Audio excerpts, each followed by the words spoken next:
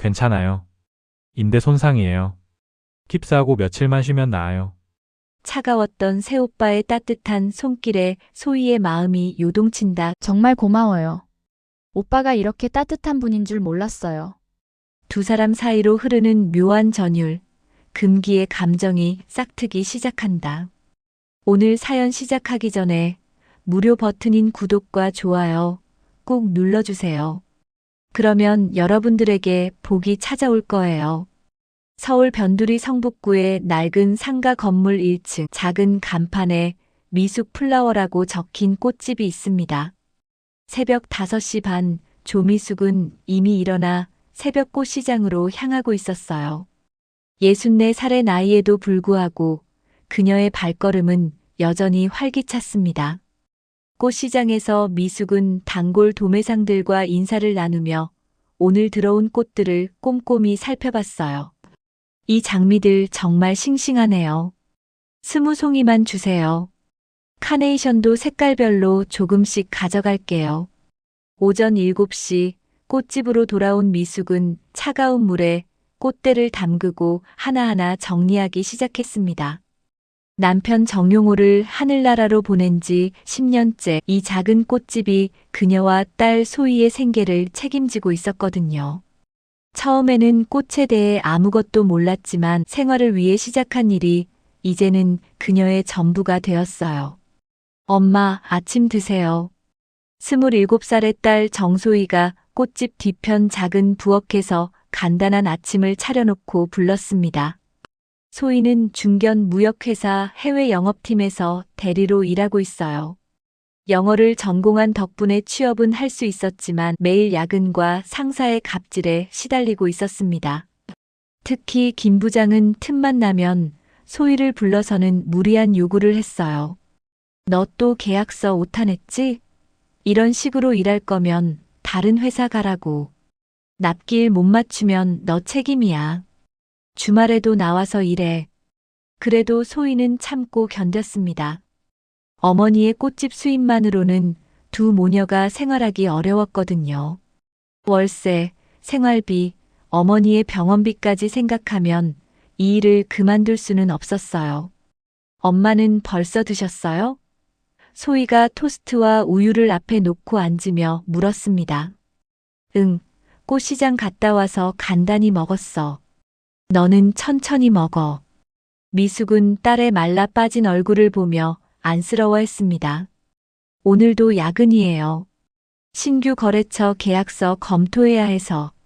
소희는 시계를 보며 서둘러 아침을 먹었습니다. 몸 관리 좀 해. 너무 무리하지 말고. 미숙의 목소리에는 걱정이 가득했어요. 오전 9시 소희가 출근하고 나서 미숙은 혼자 꽃집을 정리했습니다.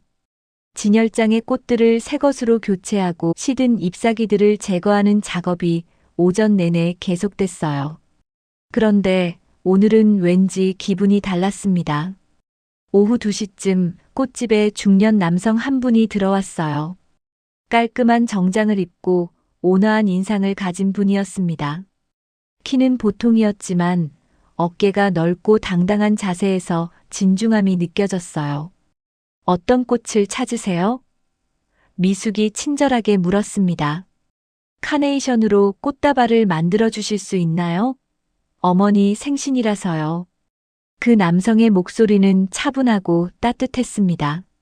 물론이죠. 어머님께서 좋아하실 만한 색깔로 예쁘게 만들어 드릴게요. 미숙은 진열장에서 싱싱한 분홍색 카네이션들을 골라 꺼냈습니다. 꽃을 포장하는 동안 두 사람은 자연스럽게 대화를 나눴어요. 꽃집을 오래 하셨나 보네요. 포장 솜씨가 정말 좋으십니다. 고맙습니다. 15년 정도 했어요. 처음에는 아무것도 몰랐는데 남편이 돌아가신 후에 생계를 위해 시작했거든요. 미숙은 자연스럽게 자신의 이야기를 꺼냈습니다. 그러셨군요. 홀로 사업을 꾸려나가시기 쉽지 않으셨을 텐데. 남성의 표정이 진지해졌어요. 딸이 있어서 힘이 됐어요. 그런데 혹시 실례가 안 된다면? 미숙이 조심스럽게 물었습니다. 저는 한재수라고 합니다. 중소기업을 운영하다가 작년에 은퇴했어요. 저도 아내를 먼저 보내고 혼자 살고 있습니다. 그는 잠시 창밖을 바라보며 말했습니다. 아, 그러시구나. 저는 조미숙이에요. 자녀분은 계세요? 미숙이 호기심을 보였습니다. 아들 하나 있어요. 의사인데 30살이에요. 바빠서 자주 못 봅니다. 재수의 표정이 약간 아쉬워 보였어요. 두 사람 사이에는 비슷한 처지에서 오는 묘한 동질감이 흘렀어요. 근처에 사무실이 있어서 가끔 이 앞을 지나다녔는데 꽃집이 이렇게 예쁜 줄 몰랐네요. 다음에도 꼭 필요하시면 언제든 오세요. 미숙은 정성스럽게 포장한 꽃다발을 건네며 미소를 지었습니다. 그 후로 재수는 일주일에 2~3번씩 꽃집에 들렀습니다. 처음에는 사무실에 놓을 작은 화분을 사러 왔다가 나중에는 특별한 목적 없이도 들르기 시작했어요. 재수는 작은 자동차 부품 제조업체를 30년간 운영하다가 작년에 은퇴한 67살의 남자였습니다. 사업을 정리할 때 직원들에게 퇴직금을 넉넉히 주고 공장 부지도 좋은 조건에 매각해서 경제적으로는 여유로운 편이었어요. 미숙 씨는 평소에 뭘 하며 시간을 보내세요? 재수가 꽃집 의자에 앉아 물었습니다. 특별한 건 없어요. 저녁에 딸과 함께 드라마 보는 게 낙이에요. 재수 씨는요? 저도 별다른 취미는 없고 요즘은 동네 경로당에서 바둑 두는 게 전부죠. 아들이 의사라서 워낙 바쁘거든요. 한 달에 1~2번 정도밖에 못 봐요. 의사면 정말 바쁘겠어요.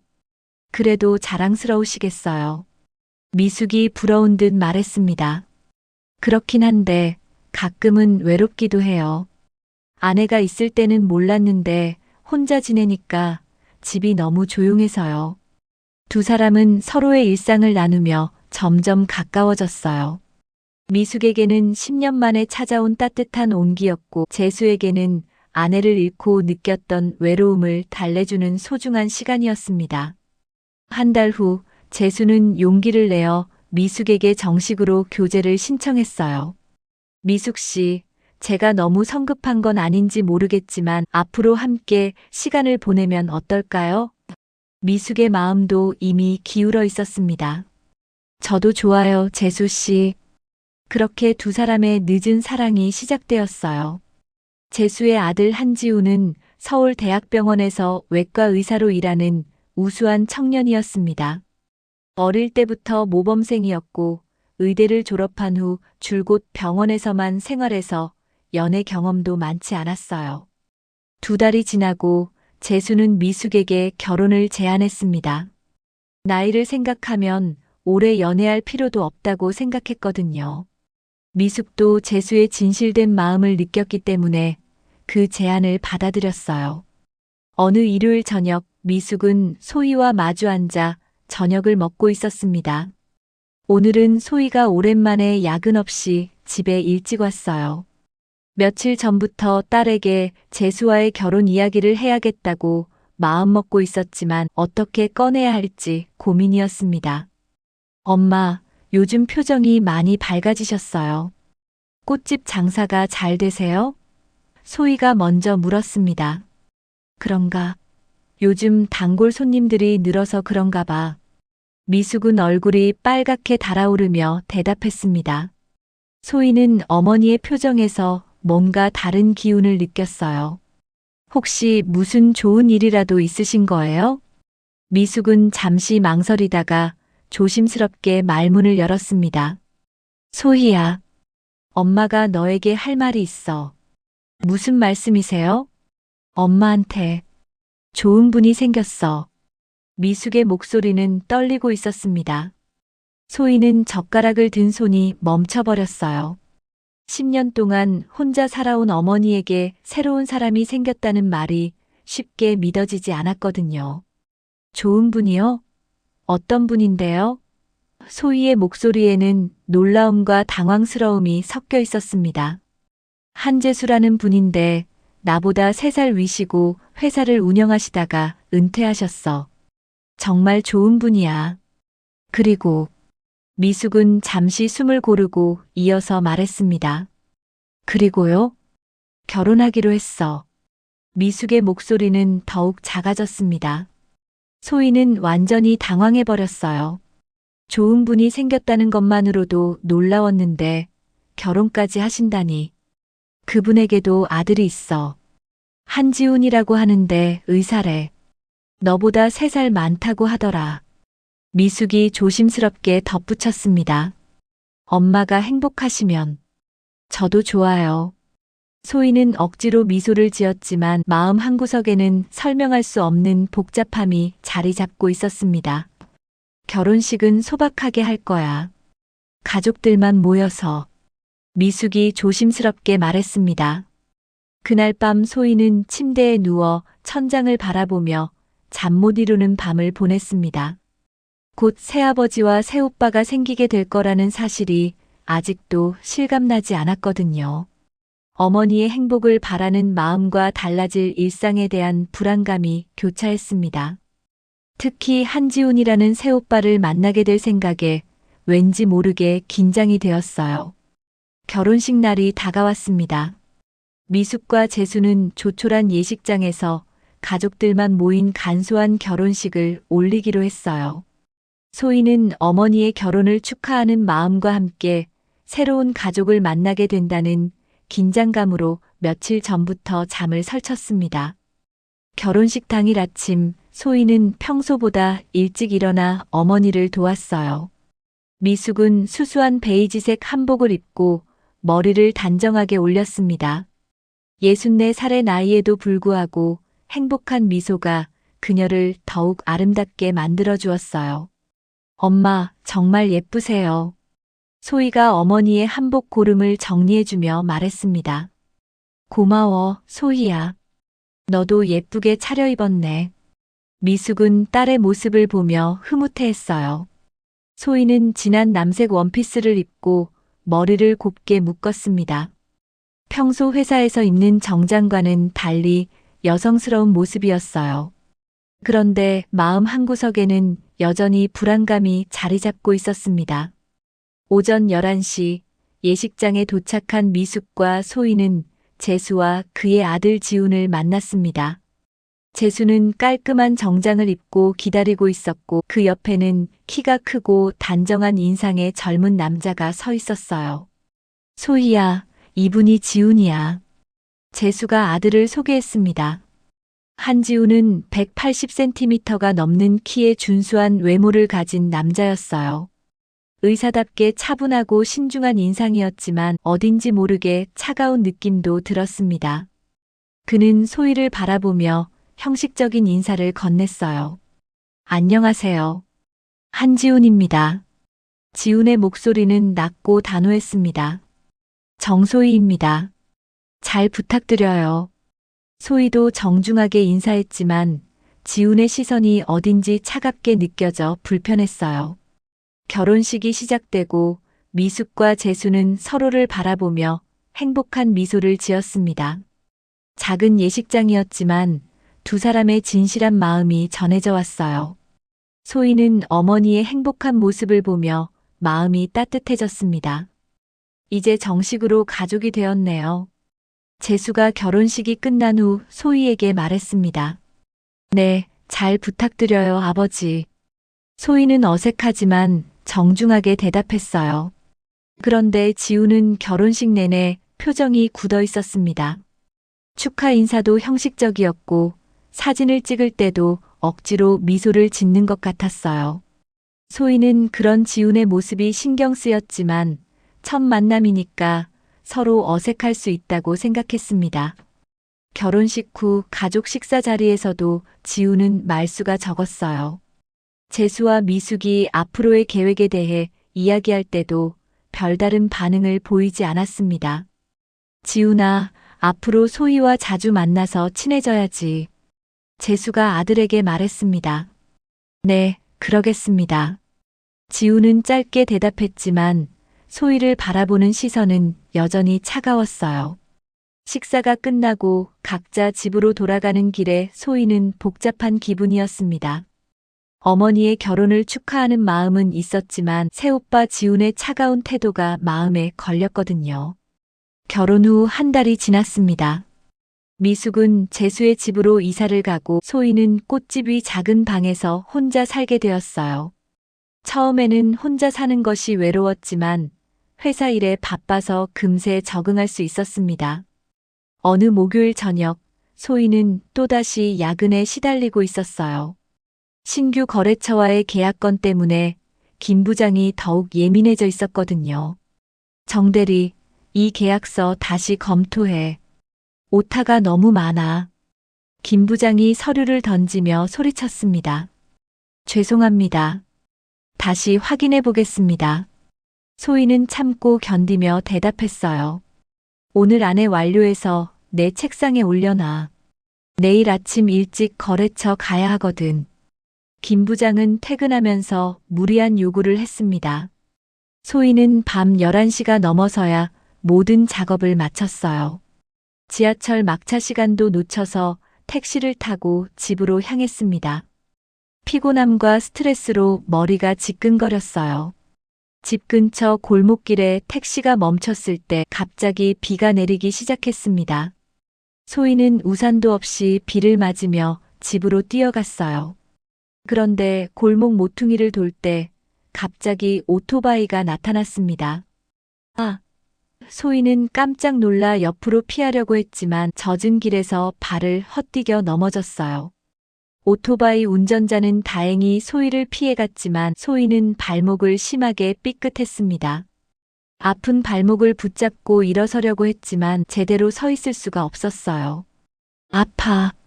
이럴 때 누구한테 연락하지? 소희는 휴대폰을 꺼내며 생각했습니다. 어머니는 새집에서 새 남편과 함께 있을 텐데 이런 일로 연락하기가 미안했고 친한 친구들은 모두 멀리 살고 있었어요. 결국 소희는 응급실로 가기로 결심했습니다. 택시를 다시 불러 근처 대학병원 응급실로 갔어요. 응급실은 밤늦은 시간임에도 불구하고 많은 환자들로 붐볐습니다. 소희는 접수를 하고 차례를 기다렸어요. 1시간 정도 기다린 후 드디어 소희의 차례가 되었습니다. 간호사의 안내를 받아 진료실로 들어갔는데 놀랍게도 그곳에는 지훈이 서 있었어요. 정소혜 씨? 지훈도 깜짝 놀라며 소희를 바라봤습니다. 지훈 오빠, 여기서 일하시는 거였어요? 소희는 당황스러워하며 물었습니다. 네, 외과 레지던트로 근무하고 있습니다. 어떻게 다치셨어요? 지훈의 목소리는 결혼식 때와 달리 전문적이고 차분했어요. 소희는 어떻게 다쳤는지 설명했고 지훈은 발목을 살펴보기 시작했습니다. 차가웠던 첫인상과 달리 환자를 대하는 그의 모습은 섬세하고 신중했어요. 인대 손상인 것 같습니다. 깁스는 안 해도 되지만 며칠간 무리하시면 안 돼요. 지훈이 진단을 내리며 말했습니다. 다행이네요. 회사에 일이 많아서 걱정했거든요. 소희가 안도하며 말했어요. 일보다 건강이 더 중요하잖아요. 며칠은 푹 쉬세요. 지훈은 의외로 친절하게 조언해 주었습니다. 치료를 받는 동안 두 사람은 자연스럽게 대화를 나눴어요. 결혼식 때의 차가운 분위기와는 완전히 달랐습니다. 지훈은 업무 중일 때는 진지하지만 따뜻한 면도 있다는 것을 소희가 알게 되었어요. 집에 혼자 사세요? 지훈이 치료를 마치며 물었습니다. 네, 엄마가 재혼하신 후에 혼자 살고 있어요. 소희가 대답했어요. 그럼 집에 어떻게 가실 거예요? 택시 타기 힘드실 텐데. 지훈이 걱정스러워했습니다. 괜찮아요. 천천히 가면 돼요. 소희는 무리해서라도 혼자 갈 생각이었어요. 제가 데려다 드릴게요. 어차피 야간 근무 끝났거든요. 지훈이 제안했습니다. 소희는 처음에 거절하려고 했지만 발목이 너무 아파서 지훈의 제안을 받아들일 수밖에 없었어요. 지훈의 차를 타고 집으로 가는 동안 두 사람은 서로에 대해 조금씩 알아갔습니다. 오빠도 야간 근무 많이 하세요? 소희가 물었습니다. 네, 레지던트라서 거의 매일이에요. 힘들긴 하지만 환자들을 치료하는 일이라 보람은 있어요. 지훈의 목소리에는 자부심이 담겨 있었어요. 집에 도착했을 때 지훈은 소희가 계단을 올라가는 것까지 도와주었습니다. 결혼식 때의 차가운 모습은 온데간데 없이 사라져 있었어요. 정말 고마워요, 오빠. 덕분에 무사히 집에 왔네요. 소희가 진심으로 감사 인사를 했습니다. 별 말씀을요. 앞으로 조심하세요. 지훈도 따뜻하게 미소를 지었어요. 그날 밤 소희는 침대에 누워 지훈에 대해 생각했습니다. 처음 만났을 때는 차갑고 무뚝뚝한 사람이라고 생각했는데 오늘 보니 의외로 따뜻하고 배려심 깊은 사람이었어요. 새오빠에 대한 첫인상이 완전히 바뀌었습니다. 발목 부상 후 며칠 동안 소희는 회사를 쉬며 집에서 휴식을 취했습니다. 지훈이 처방해준 약을 먹고 냉찜질을 하니 부기가 많이 빠졌어요. 그런데 이상하게도 지훈의 얼굴이 자꾸 떠올랐습니다. 응급실에서 자신을 치료해주던 그의 따뜻한 손길과 집까지 데려다준 배려심이 마음에 남아 있었거든요. 목요일 오후 소희가 꽃집에서 어머니를 도와주고 있을 때 지훈이 나타났습니다. 흰 셔츠에 검은 바지를 입은 그의 모습이 한결 부드러워 보였어요. 발목은 어때요? 많이 나아졌나요? 지훈이 진료실에서처럼 전문의다운 목소리로 물었습니다. 네, 많이 좋아졌어요. 오빠가 잘 치료해 주신 덕분이에요. 소희는 감사한 마음을 담아 대답했어요. 다행이네요. 그런데 여기서 뭐 하세요? 지훈이 꽃집을 둘러보며 물었습니다. 어머니 꽃집이에요. 가끔 와서 도와드리거든요. 소희가 설명하자 지훈의 표정이 조금 놀란 듯 변했어요. 아, 그렇구나. 우리 아버지가 자주 말씀하시더라고요. 미숙 어머니가 꽃을 정말 잘 가꾸신다고. 지훈이 진열된 꽃들을 보며 말했습니다. 병원에서 놓을 화분 하나 사려고 왔어요. 어떤 게 좋을까요?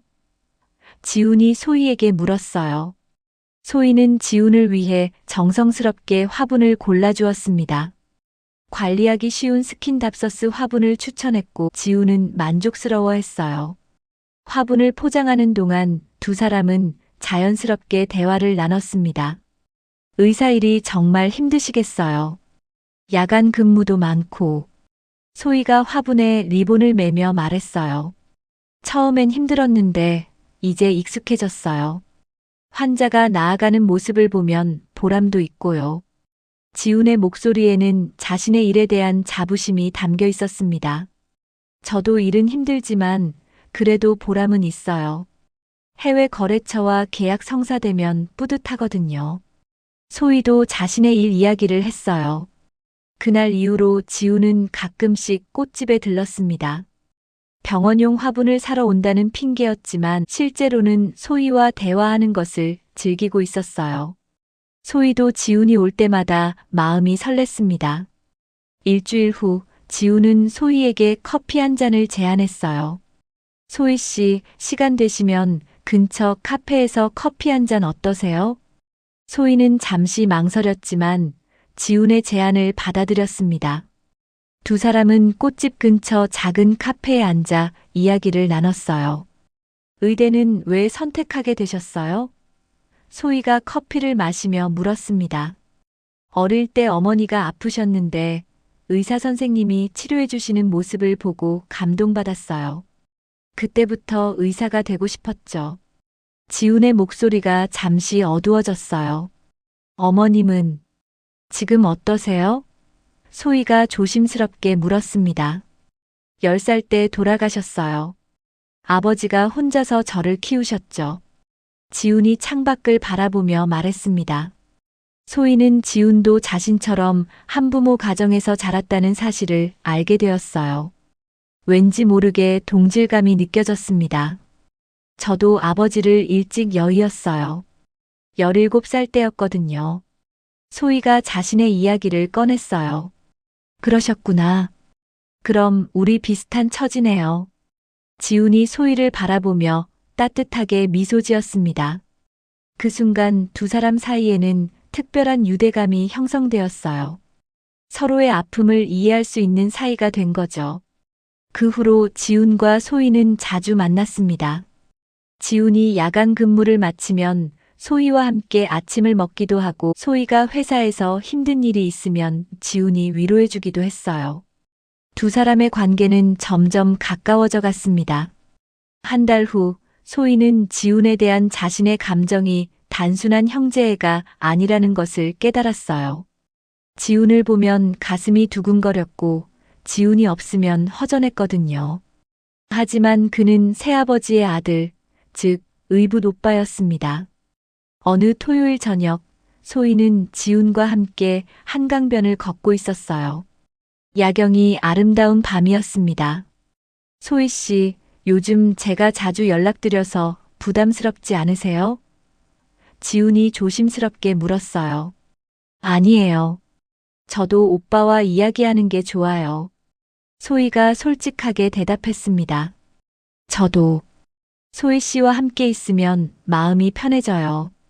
지훈의 목소리에는 특별한 감정이 담겨 있었어요. 두 사람은 잠시 말없이 걸었습니다. 하지만 공기 중에는 묘한 긴장감이 흘렀어요. 그런데 우리 이래도 되는 걸까요? 소희가 작은 목소리로 물었습니다. 지훈도 같은 생각을 하고 있었어요. 두 사람의 관계가 단순한 의붓남매 사이를 넘어서고 있다는 것을 느끼고 있었거든요. 저도 모르겠어요. 하지만 소희 씨를 보면 마음이 이상해져요. 지훈이 솔직하게 자신의 마음을 털어놓았습니다. 그 순간 소희의 마음도 요동쳤어요. 지훈도 자신과 같은 감정을 느끼고 있다는 것을 알게 되었거든요. 우리 부모님들이 알면 어떻게 생각하실까요? 소희가 걱정스러워했습니다. 아마 이해하지 못하실 거예요. 하지만 제 마음은 어쩔 수 없는 것 같아요. 지훈이 소희를 바라보며 말했어요. 두 사람은 그날 밤 서로의 마음을 확인했지만 동시에 이 감정이 금기라는 것도 알고 있었어요. 의붓남매라는 관계 때문에 사랑을 표현할 수 없는 복잡한 상황이었습니다. 며칠 후 지훈은 소희에게 깜짝 소식을 전했어요. 병원에서 전화가 온 것이었습니다. 소희 씨, 제가 내달에 약혼을 하게 될 것 같아요. 지훈의 목소리는 침울했습니다. 약혼이요? 소희는 깜짝 놀라며 물었어요. 병원 이사장님 딸과 약혼하라는 압박을 받고 있어요. 거부하기 힘든 상황이에요. 지훈이 괴로워하며 설명했습니다. 소희의 마음은 무너져 내렸어요. 이제 막 서로의 마음을 확인한 참인데 지훈이 다른 사람과 약혼을 한다니. 그분을 사랑하세요? 소희가 떨리는 목소리로 물었습니다. 아니요. 전혀요. 제가 사랑하는 사람은 지훈이 말을 멈췄어요. 누구예요? 소희가 간절하게 물었습니다. 지훈은 소희를 바라보며 조용히 말했어요. 소희 씨예요. 저는 소희 씨를 사랑해요. 그 순간 소희의 마음도 터져버렸어요. 저도 오빠를 사랑해요. 두 사람은 드디어 서로의 마음을 고백했지만 현실은 그들의 사랑을 허락하지 않았습니다. 지훈의 약혼이라는 벽이 그들 앞에 서 있었고 무엇보다 그들은 의붓남매라는 관계였거든요. 우리 어떻게 해야 할까요? 소희가 눈물을 글썽이며 물었어요. 모르겠어요. 하지만 포기할 수는 없을 것 같아요. 지훈도 괴로워하며 대답했습니다.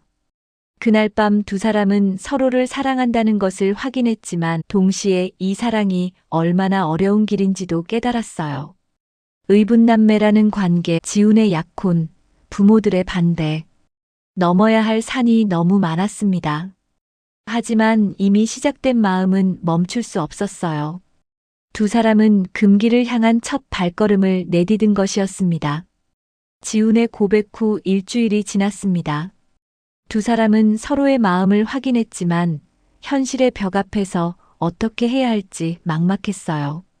지우는 병원에서 약혼녀 고아라와 만남을 가져야 했고 소희는 회사에서 여전히 김 부장의 갑질에 시달리고 있었습니다. 고아라는 28살로 병원 이사장의 외동딸이었어요. 서울대 경영학과를 졸업하고 현재 아버지 병원에서 기획실장으로 일하고 있었습니다.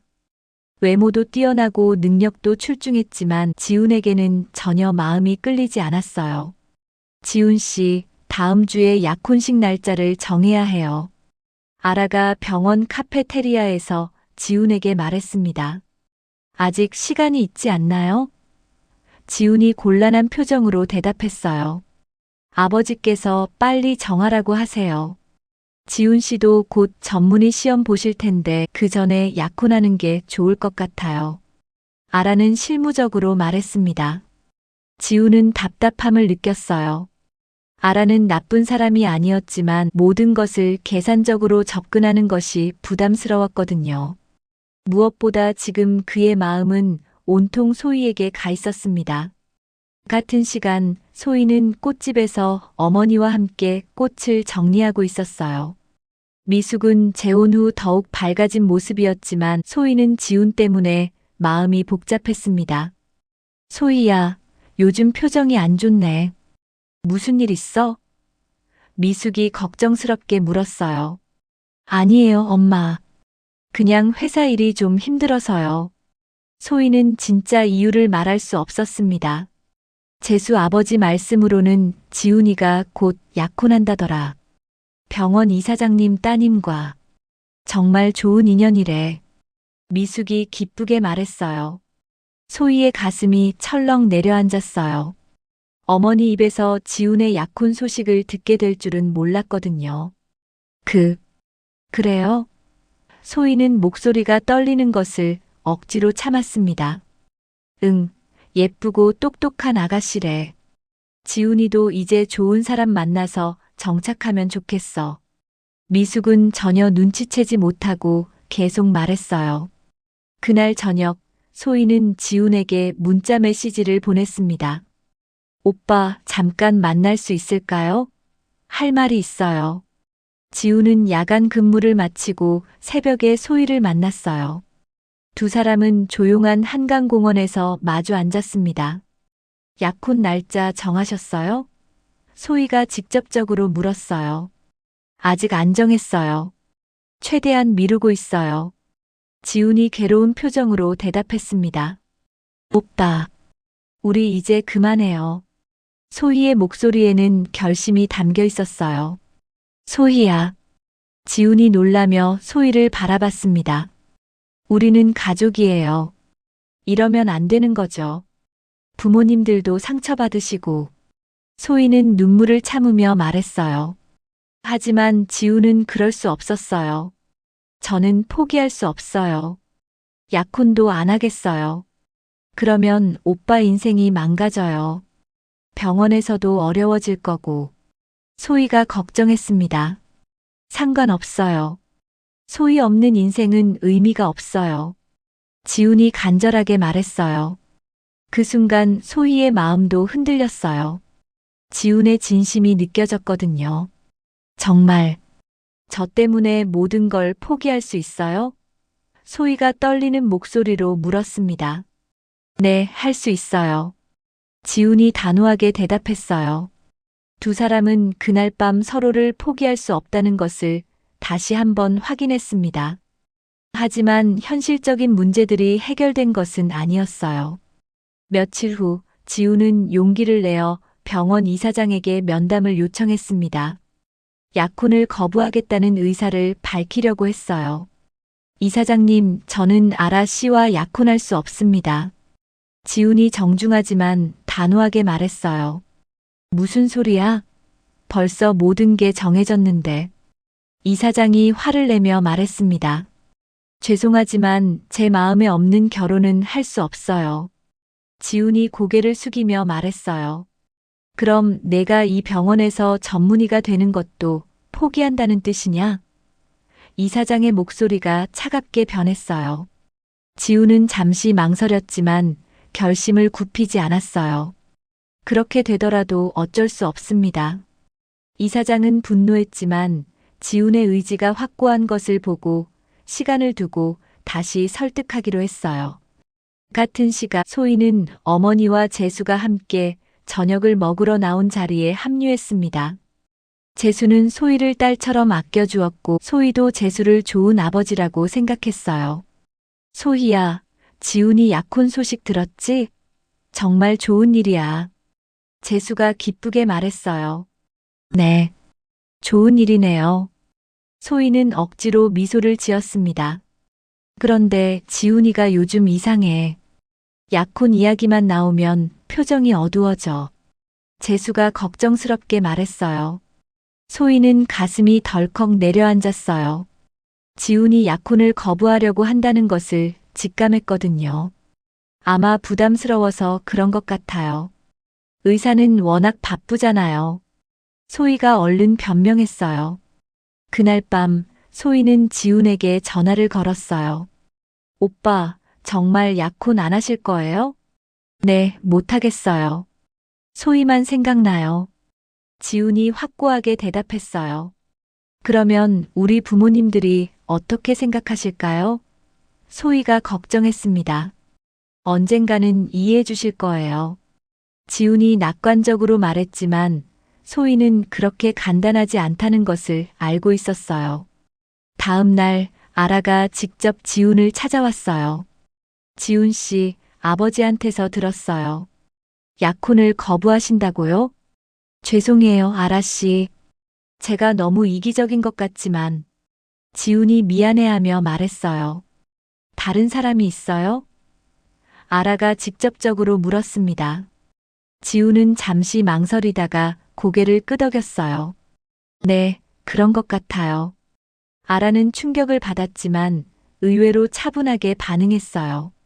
그 사람이 누구인지 궁금하네요. 그건 말씀드릴 수 없어요. 지훈이 조심스럽게 대답했어요. 아라는 지훈의 표정을 보며 뭔가 복잡한 사정이 있다는 것을 느꼈어요. 단순한 연인 관계가 아닌 것 같았거든요. 알겠어요. 하지만 아버지는 쉽게 포기하지 않으실 거예요. 아라가 경고했습니다. 그날 이후 지훈과 소희는 더욱 조심스럽게 만났어요. 하지만 서로에 대한 마음은 더욱 깊어져만 갔습니다. 두 사람은 비밀스러운 메시지를 주고받으며 짧은 시간이라도 함께 보내려고 노력했어요. 소희야, 우리 언제까지 이렇게 숨어서 만나야 할까? 지훈이 안타까워하며 물었어요. 모르겠어요. 하지만 지금은 이 방법밖에 없는 것 같아요. 소희도 답답해했습니다. 두 사람의 사랑은 점점 깊어져 갔지만 현실의 벽은 여전히 높았어요. 그들은 금기를 향해 한 걸음 더 나아가고 있었지만 그 길이 얼마나 험난할지는 아직 모르고 있었습니다. 지훈이 약혼을 거부한 지 한 달이 지났습니다. 병원에서는 이사장의 압박이 계속되었고 지훈의 입지는 점점 어려워졌어요. 그럼에도 불구하고 지훈은 자신의 결심을 굽히지 않았습니다. 지훈아, 정말 마지막이야. 다시 한번 생각해봐. 이사장이 지훈을 불러 마지막 통보를 했어요. 죄송하지만 제 마음은 변하지 않습니다. 지훈이 단호하게 대답했습니다. 그럼 이 병원에서 나가는 수밖에 없어. 전문의 과정도 포기하고. 이사장의 목소리는 차가웠어요. 지훈은 각오하고 있던 일이었지만 실제로 듣게 되니 마음이 무거웠습니다. 하지만 소희에 대한 마음을 포기할 수는 없었어요. 그날 저녁 지훈은 소희에게 연락했습니다. 소희 씨, 오늘 꼭 만나야겠어요. 중요한 얘기가 있어요. 두 사람은 조용한 카페에서 만났어요. 지훈은 병원에서 일어난 일을 소희에게 모두 털어놓았습니다. 오빠, 정말 병원을 그만두게 될 수도 있어요? 소희가 걱정스럽게 물었어요. 그럴 수도 있어요. 하지만 후회하지 않아요. 지훈이 소희의 손을 조심스럽게 만지며 말했어요. 안 돼요. 오빠의 꿈을 포기할 수는 없어요. 소희는 지훈의 손을 뿌리치며 일어섰어요. 소희 씨가 제게는 더 소중해요. 지훈이 간절하게 말했지만 소희는 고개를 저었습니다. 우리 정말 이래도 되는 걸까요? 가족인데. 소희의 목소리에는 혼란이 담겨 있었어요. 지훈은 소희의 마음을 이해했어요. 하지만 이미 돌이킬 수 없는 선을 넘어서고 있었습니다. 며칠 후 두 사람은 충동적인 결정을 내렸어요. 지훈이 소희에게 제안한 것이었습니다. 소희 씨, 우리 여행 갈까요? 단둘이서 하루만이라도. 지훈의 제안에 소희는 망설였어요. 그러면 정말 돌이킬 수 없게 될 것 같은데. 소희가 불안해했습니다. 이미 돌이킬 수 없어요. 소희 씨 없이는 살 수 없을 것 같아요. 지훈이 절박하게 말했어요. 결국 소희는 지훈의 제안을 받아들였습니다. 두 사람은 주말을 이용해 강릉으로 당일 여행을 떠났어요. 바다를 바라보며 걷는 두 사람의 모습은 평범한 연인들과 다르지 않았어요. 하지만 그들의 마음은 복잡했습니다. 소희 씨, 바다 보니까 마음이 시원해지네요. 지훈이 파도를 바라보며 말했어요. 네, 정말 좋아요. 이런 시간이 있다는 게 꿈만 같아요. 소희도 평화로워 보였습니다. 두 사람은 바닷가 카페에서 커피를 마시며 진솔한 대화를 나눴어요. 오빠, 처음 저를 봤을 때 어떤 생각이 들었어요? 소희가 물었습니다. 솔직히 별로 관심 없었어요. 그냥 새로 생긴 가족 정도로만 생각했거든요. 지훈이 웃으며 대답했어요. 저도 오빠가 차갑고 무뚝뚝한 사람인 줄 알았어요. 소희가 장난스럽게 말했어요. 그런데 언제부터 마음이 바뀌었을까요? 지훈이 진지하게 물었어요. 병원에서 치료받을 때부터인 것 같아요. 오빠가 저를 돌봐주시는 모습이 너무 따뜻했거든요. 소희가 수줍게 대답했어요. 두 사람은 그날 하루 종일 함께 시간을 보냈습니다. 일반적인 연인들처럼 손을 잡고 걷기도 하고 사진도 찍었어요. 잠시나마 현실을 잊고 행복한 시간을 보낼 수 있었습니다. 하지만 그들이 모르는 사이에 누군가가 그들의 모습을 지켜보고 있었어요. 아라가 고용한 사설 탐정이었습니다. 아라는 지훈이 거부한 진짜 이유를 알고 싶어서 조사를 의뢰했던 것이죠. 탐정은 두 사람이 함께 있는 모습을 여러 장 촬영했어요. 특히 손을 잡고 걷는 모습과 포옹하는 장면까지 담았습니다. 여행에서 돌아온 후 지훈과 소희는 더욱 가까워졌어요. 하지만 동시에 죄책감도 커졌습니다. 그들은 이제 단순한 의붓남매 관계를 완전히 넘어서 버렸거든요.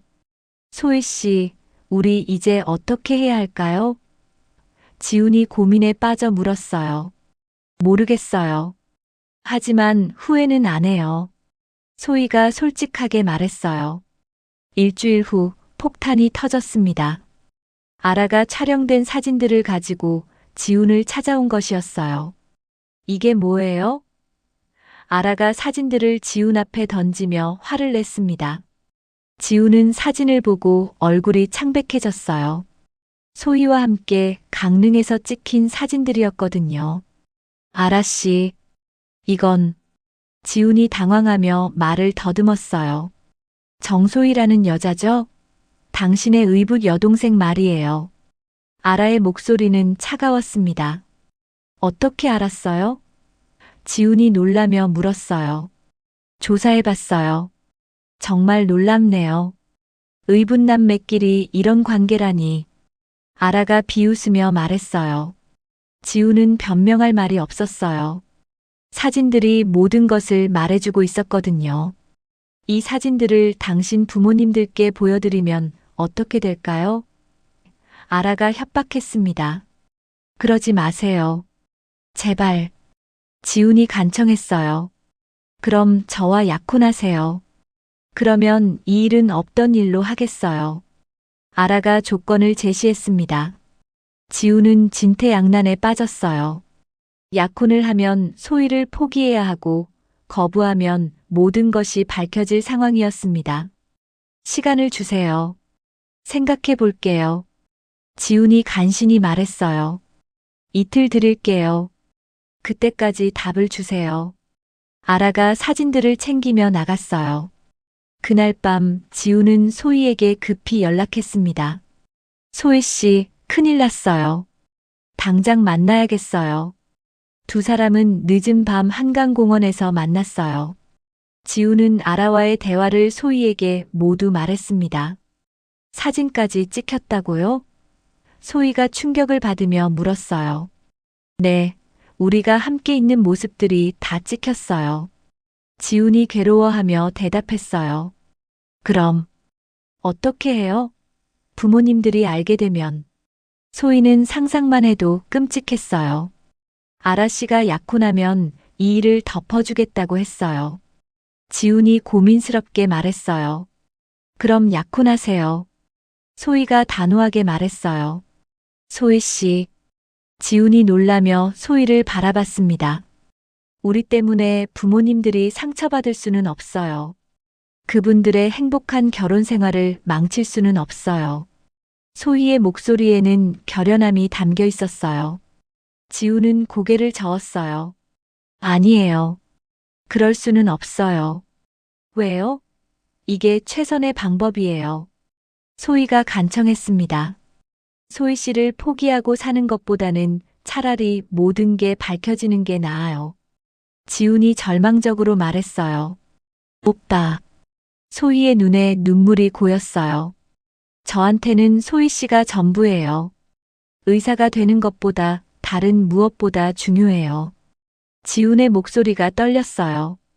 두 사람은 그날 밤 서로를 붙잡고 울었습니다. 그들의 사랑이 얼마나 불가능한 것인지 뼈저리게 느끼고 있었거든요. 정말 저 때문에 모든 걸 잃어도 괜찮아요? 소희가 울먹이며 물었어요. 네, 괜찮아요. 소희 씨만 있으면 돼요. 지훈이 확고하게 대답했어요. 이틀 후 지훈은 아라에게 답을 줘야 했어요. 하지만 여전히 결정을 내리지 못하고 있었습니다. 소희를 위해 포기할 것인지 아니면 모든 것을 걸고 사랑을 지킬 것인지 선택의 순간이 다가오고 있었습니다. 아라가 준 이틀의 시간이 지났습니다. 지훈은 결국 아라의 협박에 굴복할 수밖에 없었어요. 소희와 부모님들을 지키기 위해서는 자신이 희생해야 한다고 생각했거든요. 알겠습니다. 약혼하겠어요. 지훈이 아라에게 전화로 말했어요. 현명한 선택이에요. 다음 주에 약혼식 날짜를 정하죠. 아라는 만족스러워하며 대답했습니다. 하지만 지훈의 마음은 찢어질 것 같았어요.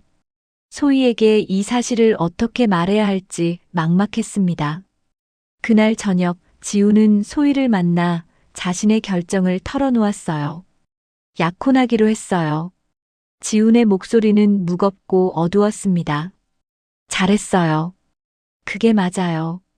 소희는 웃으려고 노력했지만 눈물이 흘러내렸어요. 소희 씨. 지훈도 괴로워했습니다. 괜찮아요. 우리는 원래 가족이었잖아요. 다시 그렇게 되는 거예요. 소희가 억지로 밝게 말했지만 그 누구도 속을 수 없었어요. 약혼식 준비가 빠르게 진행되었습니다. 아라의 아버지인 병원 이사장은 빨리 일을 마무리하고 싶어 했거든요. 지훈은 로봇처럼 모든 절차를 따라갔어요. 약혼식 당일 병원 내 연회장에서 성대한 파티가 열렸습니다. 의료진들과 병원 관계자들이 모두 참석했어요. 재수와 미숙도 초대받아 참석했습니다. 지훈이가 정말 좋은 사람과 만났네. 재수가 기뻐하며 미숙에게 말했어요. 그러게요. 아라 씨도 참 예쁘고 똑똑해 보여요. 미숙도 흐뭇해했습니다. 하지만 소희는 참석하지 않았어요. 어떤 핑계를 대서라도 그 자리에 있을 수는 없었거든요. 약혼식이 진행되는 동안 지훈은 멍한 표정으로 서 있었어요. 아라가 약혼 반지를 끼워줄 때도 마음은 다른 곳에 있었습니다. 축하합니다, 지훈 씨. 아라가 미소를 지으며 말했지만 지훈의 대답은 형식적이었어요. 고맙습니다. 약혼식이 끝난 후 지훈은 집으로 돌아가는 길에 소희에게 연락했어요. 약혼식 끝났어요. 짧은 문자였지만 그 안에는 무수한 감정이 담겨 있었어요. 소희는 그 문자를 받고 펑펑 울었습니다. 이제 정말 지훈이 다른 사람의 약혼자가 되었다는 현실이 받아들여지지 않았어요. 며칠 후 소희는 회사에서 큰 실수를 했습니다. 중요한 계약서에 오타를 내서 거래가 무산될 뻔했거든요. 김 부장은 이를 빌미로 소희를 더욱 혹독하게 몰아세웠어요. 정대리, 이번이 몇 번째야? 정신 차려. 김 부장이 사무실 전체에 들릴 정도로 큰 소리로 꾸짖었습니다. 소희는 아무 말도 할 수 없었어요. 지훈 때문에 집중력이 떨어진 것이 사실이었거든요. 이런 식으로 일할 거면 회사 그만둬. 김 부장의 말에 소희는 충격을 받았어요. 그날 밤 소희는 혼자 술을 마시며 울었습니다. 사랑하는 사람도 잃고 직장에서도 제대로 인정받지 못하는 현실이 너무 힘들었어요. 한편 지훈도 비슷한 상황이었습니다. 약혼 후에도 소희에 대한 마음이 사라지지 않았고 아라와의 관계는 점점 어색해져만 갔어요. 지훈 씨, 요즘 표정이 너무 어두워요. 약혼했는데 기뻐해야 하는 거 아니에요? 아라가 불만을 표했습니다. 죄송해요. 병원 일이 좀 힘들어서. 지훈이 변명했어요. 결혼 준비도 해야 하는데 이런 식으로는 안 되죠. 아라의 목소리에는 짜증이 섞여 있었어요. 지훈은 점점 숨이 막혀왔어요. 아라는 나쁜 사람이 아니었지만 소희가 아닌 다른 사람과의 결혼을 상상할 수 없었거든요. 그러던 어느 날 우연히 지훈과 소희가 병원에서 마주쳤습니다. 소희는 회사 동료의 병문안을 왔다가 지훈을 만난 것이었어요. 소희 씨. 지훈이 놀라며 소희를 바라봤습니다. 안녕하세요, 지훈 오빠. 소희는 어색하게 인사했어요. 두 사람은 잠시 말없이 서 있었습니다. 서로를 보는 것만으로도 가슴이 아팠거든요. 약혼 축하드려요. 소희가 억지로 미소를 지으며 말했어요. 고마워요. 지훈의 대답도 어색했습니다. 행복하세요. 소희가 말하고는 서둘러 그 자리를 떠났어요. 지훈은 멀어져 가는 소희의 뒷모습을 바라보며 가슴이 미어지는 것을 느꼈어요. 그날 밤 지훈은 아라에게 솔직하게 말했습니다. 아라 씨, 저는 이 결혼을 할 수 없을 것 같아요. 무슨 소리예요? 벌써 약혼까지 했는데. 아라가 화를 내며 말했어요. 죄송해요. 하지만 마음에 없는 결혼은 서로에게 불행한 일이에요. 지훈이 간절하게 말했습니다. 그 여자 때문이죠? 의붓 여동생 때문에 저를 버리겠다는 거예요? 아라의 목소리가 차갑게 변했어요. 소희 씨는 제게 특별한 사람이에요. 지훈이 솔직하게 고백했어요. 아라는 분노했습니다. 좋아요. 그럼 이 사진들을 당신 부모님들께 보내겠어요. 그러세요. 더 이상 숨기고 싶지 않아요. 지훈이 결연하게 말했어요. 아라는 지훈의 변화된 태도에 당황했어요. 예상과 달리 지훈이 협박에 굴복하지 않았거든요. 정말 후회하지 않을 거예요? 아라가 마지막으로 물었어요. 네, 후회하지 않아요. 지훈이 확고하게 대답했습니다. 그날 밤 아라는 약속대로 지훈과 소희의 사진들을 재수에게 보냈습니다. 사진과 함께 그들의 관계를 설명하는 편지도 함께 보냈어요. 다음 날 아침 재수는 사진들을 보고 경악했습니다. 자신의 아들과 새아내의 딸이 연인 관계라는 사실을 믿을 수 없었어요. 이게 무슨 일이야? 재수가 분노하며 미숙에게 사진들을 보여줬습니다. 미숙도 충격을 받았어요. 이럴 수가. 우리 소희가. 당장 지훈이를 불러. 재수가 화를 내며 말했어요. 곧이어 지훈이 아버지의 부름을 받고 집으로 왔습니다. 재수는 사진들을 지훈 앞에 던지며 따져 물었어요. 이게 뭐야? 설명해봐. 지훈은 더 이상 숨길 생각이 없었어요. 죄송합니다, 아버지. 저는 소희 씨를 사랑합니다. 재수의 분노는 극에 달했습니다. 미친 소리 하지 마. 너희들은 남매야. 혈연 관계가 아니잖아요. 지훈이 대항했어요. 가족이 되었는데 무슨 소리야. 이 결혼은 여기서 끝이다. 재수가 최후 통첩을 내렸습니다. 미숙도 눈물을 흘리며 말했어요. 소희를 당장 집에서 내보내겠어요. 그렇게 두 사람의 금지된 사랑이 세상에 드러나면서 모든 것이 무너지기 시작했습니다. 재수의 폭언이 터진 그날 밤, 집안은 완전히 뒤바뀌었습니다. 미숙은 울면서 소희에게 전화를 걸었어요. 소희야, 당장 집에 와. 엄마가 할 말이 있어. 미숙의 목소리는 떨리고 있었습니다. 소희는 이미 모든 것이 들통났다는 것을 직감했어요. 꽃집으로 향하는 발걸음이 무거웠습니다. 꽃집에 도착하자 미숙이 빨간 눈으로 소희를 맞았어요. 옆에는 재수가 굳은 표정으로 서 있었습니다. 소희야, 이게 정말이야? 미숙이 떨리는 손으로 사진들을 내밀었어요. 소희는 자신과 지훈이 강릉에서 함께 찍힌 사진들을 보고 얼굴이 창백해졌습니다. 엄마, 대답해. 지훈이와 정말 그런 사이야? 재수가 소리쳤습니다. 소희는 더 이상 거짓말을 할 수 없었어요. 죄송해요. 저희가 잘못했어요. 미숙은 주저앉으며 울기 시작했어요. 어떻게 이럴 수가 있어? 너희들은 남매야. 혈연 관계는 아니잖아요. 소희가 작은 목소리로 말했지만 재수는 더욱 화를 냈습니다. 가족이 된 이상 혈연 관계와 같은 거야. 이런 더러운 일을. 재수의 말에 소희는 가슴이 아팠어요. 우리 결혼은 여기서 끝이야.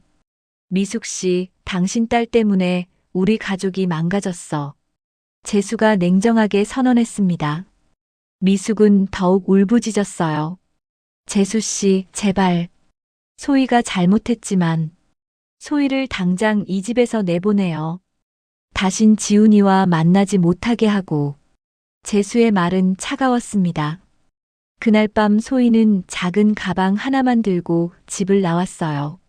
어머니는 소희를 붙잡고 울었지만 재수의 분노 앞에서는 어쩔 수 없었습니다. 소희야, 엄마가 미안해. 엄마가 재혼하지 말았어야 했는데.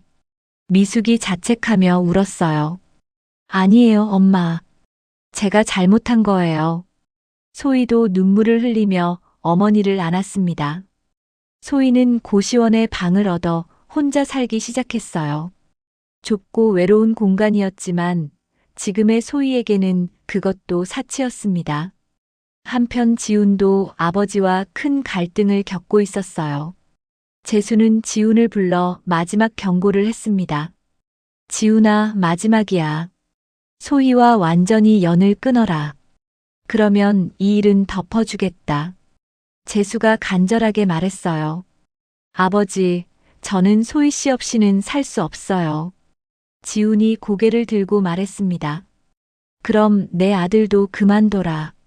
나는 이런 더러운 관계를 인정할 수 없어. 재수의 말에 지훈은 충격을 받았어요. 아버지가 그렇게 나오신다면. 알겠습니다. 지훈도 결연하게 대답했어요. 그 후 며칠 동안 지훈과 소희는 연락을 주고받을 수 없었어요. 재수가 지훈의 휴대폰을 감시하고 있었거든요. 일주일 후 지훈은 병원 원장실에 사표를 제출했습니다. 이미 아라의 아버지로부터 해고 통보를 받은 상태였지만 자진해서 나가는 것이 자존심을 지키는 일이라고 생각했어요. 정말 후회하지 않을 건가? 이사장이 마지막으로 물었어요. 네, 후회하지 않습니다. 지훈이 담담하게 대답했습니다. 병원을 나온 지훈은 소희를 찾아갔어요. 고시원 앞에서 기다리다가 퇴근하는 소희를 만났습니다. 소희 씨, 지훈이 부르자 소희는 깜짝 놀라며 돌아봤어요. 오빠, 여기 어떻게? 소희의 얼굴은 야윈 모습이었어요. 병원 그만뒀어요. 이제 자유예요. 지훈이 미소를 지으며 말했습니다. 왜요? 오빠의 꿈인데. 소희가 걱정했어요. 소희 씨가 제 꿈이에요. 다른 건 중요하지 않아요. 지훈이 소희의 손을 잡았습니다. 두 사람은 그날 밤 조용한 카페에서 오랜 시간 이야기를 나눴어요. 서로의 고통을 나누고 앞으로의 계획을 세웠습니다. 우리 이제 어떻게 해요? 소희가 불안해하며 물었어요. 일단 멀리 가요. 서울을 떠나서 새로 시작해요. 지훈이 제안했어요. 그러면 부모님들과는 영영 만날 수 없을 수도 있어요. 소희가 걱정했습니다. 언젠가는 이해해 주실 거예요. 시간이 지나면. 지훈이 희망적으로 말했어요. 하지만 그때 소희에게 충격적인 소식이 기다리고 있었습니다. 고시원으로 돌아가는 길에 우편함에서 낡은 봉투 하나를 발견한 것이었어요. 봉투 안에는 오래된 서류와 편지가 들어 있었습니다. 발신인은 병원의 간호사였는데 이미 고인이 된 분이었어요. 그분이 생전에 소희에게 전하려고 했던 비밀이었습니다. 편지를 읽어보니 내용이 충격적이었어요. 지훈의 출생에 관한 진실이 적혀 있었거든요. 지훈이의 친어머니는 조미숙 씨입니다. 과거 어려운 상황에서 재수 씨의 전처에게 입양을 보냈고 그 후 재수 씨가 친아들로 키웠습니다. 소희는 편지를 읽고 손이 떨렸어요. 지훈이 자신의 의붓 오빠가 아니라 친오빠라는 충격적인 사실이었거든요. 출생신고서 사본도 함께 들어있었는데 지훈의 친어머니란에 조미숙이라고 명시되어 있었어요. 이럴 수가. 오빠가 친오빠라고. 소희는 믿을 수 없었어요. 그날 밤 소희는 잠을 이룰 수 없었습니다. 지훈에 대한 자신의 감정이 사랑이 아니라 금기 중의 금기였다는 사실을 깨달았거든요. 다음 날 소희는 지훈을 만나 이 사실을 알려야 할지 고민했어요. 하지만 차마 말할 용기가 나지 않았습니다. 소희 씨, 표정이 안 좋아요. 무슨 일 있어요? 지훈이 걱정스럽게 물었어요. 아니에요. 그냥 피곤해서요. 소희는 거짓말을 할 수밖에 없었어요. 하지만 진실은 숨길 수 없었습니다. 며칠 후 소희는 용기를 내어 지훈에게 모든 것을 털어놓기로 결심했어요. 오빠, 제가 드릴 말씀이 있어요. 소희의 목소리는 떨리고 있었습니다. 무슨 얘기예요? 지훈이 궁금해했어요. 소희는 떨리는 손으로 편지와 출생신고서를 지훈에게 건넸습니다. 이걸 보세요. 지훈은 서류를 읽어보고 얼굴이 창백해졌어요. 이게 정말인가요? 네, 정말이에요. 오빠는 제 친오빠예요. 소희의 목소리는 절망에 가득 차 있었어요. 지훈은 충격을 받아 말을 잇지 못했습니다. 자신이 사랑했던 사람이 친여동생이었다는 사실을 받아들일 수 없었거든요. 그럼 우리는 정말 남매였구나. 지훈이 절망적으로 말했어요. 네. 우리는 처음부터 사랑해서는 안 되는 사이였어요. 소희도 울먹였어요. 그날은 두 사람에게 있어 모든 것이 무너진 날이었습니다. 그들의 사랑이 단순한 의붓남매 관계를 넘어선 것이 아니라 친남매 간의 금기였다는 충격적인 진실이 밝혀진 것이었어요. 충격적인 진실을 알게 된 후 지훈과 소희는 며칠 동안 서로에게 연락하지 않았습니다. 두 사람 모두 현실을 받아들이기 어려웠거든요. 그들이 나눈 사랑이 친남매 간의 금기였다는 사실은 감당하기 힘든 충격이었어요. 지훈은 자신의 출생 비밀을 확인하기 위해 미숙을 찾아갔습니다. 재수의 집에서 쫓겨난 미숙은 꽃집 뒤편 작은 방에서 혼자 지내고 있었어요. 얼굴은 야위었고 눈가에는 지울 수 없는 슬픔이 자리 잡고 있었습니다. 어머니. 지훈이 조심스럽게 불렀습니다. 미숙은 지훈을 보고 깜짝 놀랐어요. 지훈아, 너 여기 왜 왔어? 재수 씨가 알면 제 출생에 대해 물어볼 게 있어요. 지훈이 출생신고서를 꺼내며 말했습니다. 미숙은 서류를 보고 얼굴이 하얗게 되었어요. 오랫동안 숨겨왔던 비밀이 드러나는 순간이었습니다. 이걸 어디서 구했니? 이게 정말인가요? 어머니가 제 친어머니인가요? 지훈의 목소리는 떨리고 있었어요. 미숙은 더 이상 숨길 수 없다는 것을 깨달았습니다. 무릎을 꿇고 앉으며 눈물을 흘렸어요. 30년 동안 가슴에 묻어둔 아픔이 터져 나왔습니다. 미안해, 지훈아. 엄마가 너를 버린 게 아니야. 그때는 정말 어쩔 수 없었어. 미숙의 목소리는 흐느낌으로 가득했습니다. 왜 말씀해주지 않으셨어요? 지훈이 절망적으로 물었어요. 너를 살리려고. 그때 나는 20살밖에 안 됐고 너희 아버지는 이미 다른 여자와 결혼한 상태였어. 혼자서는 널 키울 수 없었거든. 미숙이 과거의 상처를 털어놓았습니다. 지훈은 충격을 받았지만 어머니의 절망적이었던 상황도 이해할 수 있었어요. 그럼 저희 아버지와는? 너희 아버지는 이미 가정이 있었어. 나를 버리고 떠났지. 그때 재수 씨의 전 부인이 아이를 가질 수 없어서 고민하고 있을 때였거든. 그래서 널 입양 보내게 된 거야. 재수 씨는 너를 친아들처럼 키워주셨고 나중에 전 부인이 돌아가신 후에도 혼자서 널 훌륭하게 키우셨어. 미숙이 눈물을 닦으며 설명했어요. 지훈은 재수가 자신을 친아들처럼 사랑해준 것에 감사함을 느꼈지만 동시에 복잡한 감정에 휩싸였어요. 그럼 소희와 저는 친남매야. 엄마가 너무 미안해. 이런 일이 생길 줄 몰랐어. 미숙이 더욱 울었습니다. 어머니도 모르셨을 거예요. 누가 이런 일을 예상할 수 있겠어요. 지훈이 어머니를 위로했지만 마음속은 절망으로 가득했어요. 지훈은 모든 진실을 알게 된 후 며칠 동안 혼자 시간을 보냈습니다. 자신이 사랑했던 소희가 친여동생이었다는 충격적인 사실을 받아들이기 어려웠거든요. 병원도 그만두고 아무것도 할 수 없는 상태였어요. 일주일 후 지훈은 소희에게 마지막 만남을 요청했습니다. 두 사람은 한강공원 벤치에서 만났어요. 예전처럼 다정한 분위기는 아니었지만 서로를 바라보는 눈빛에는 여전히 애정이 남아 있었습니다. 어머니께 확인했어요. 모든 게 사실이에요. 지훈의 목소리는 무겁고 어두웠습니다. 그렇구나.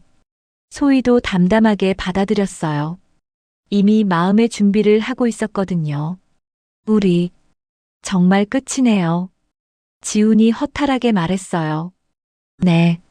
처음부터 사랑해서는 안 되는 사이였어요. 우리가 몰랐을 뿐이죠. 소희의 눈에 눈물이 고였지만 더 이상 울지는 않았어요. 두 사람은 한동안 말없이 강물을 바라봤습니다. 유유히 흘러가는 강물처럼 그들의 사랑도 이제 흘려보내야 할 시간이었어요. 소희야. 지훈이 마지막으로 동생의 이름을 정다롭게 불렀습니다. 네, 오빠. 소희도 이제는 진정한 의미로 오빠라고 불렀어요. 널 사랑했어. 평생 후회하지 않을 거야. 하지만 이제는 정말 남매로 살아야겠지. 지훈이 진심으로 말했습니다. 저도 오빠를 사랑했어요. 하지만 이제는 그냥 좋은 오빠로 기억할게요. 그게 맞는 것 같아요. 소희가 쓸쓸하지만 따뜻한 미소를 지으며 대답했어요. 그들의 마지막 작별 인사였습니다. 연인으로서는 끝이었지만 진정한 남매로서의 시작이기도 했어요. 그 후 지훈은 큰 결심을 했어요. 국경 없는 의사회에 지원해서 아프리카로 떠나기로 한 것이었습니다. 소희와 같은 공간에 있으면서 평범한 남매로 지내기에는 아직 마음의 상처가 너무 컸거든요. 시간과 거리가 필요했어요. 2년 정도 봉사활동을 하면서 마음을 정리하고 올게요. 그때는 정말 좋은 오빠가 되어서 돌아올게요.